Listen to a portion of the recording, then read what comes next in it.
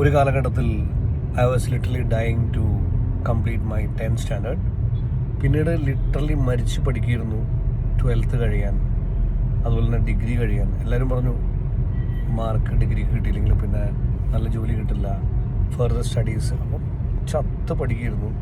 അതിനുശേഷം ജോലി കിട്ടാനുള്ള തന്ത്രപ്പാട്, മരിച്ച് പണിയെടുത്തു. ജോലി കിട്ടിയപ്പോൾ അടുത്ത ലെവലിൽ ഗ്രോ ചെയ്യണം. പിന്നീട് വീട്ടിൽ നിന്നും നാട്ടിൽ നിന്നും പ്രഷർ, കല്യാണം കഴിക്കാനായിട്ട്.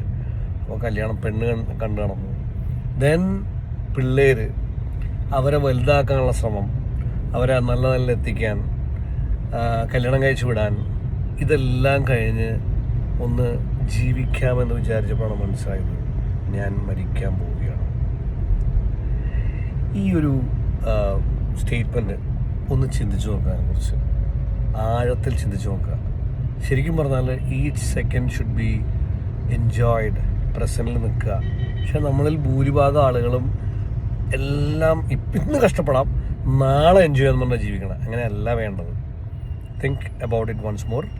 അപ്പോൾ thank you. Let good things keep on happening. I love you all.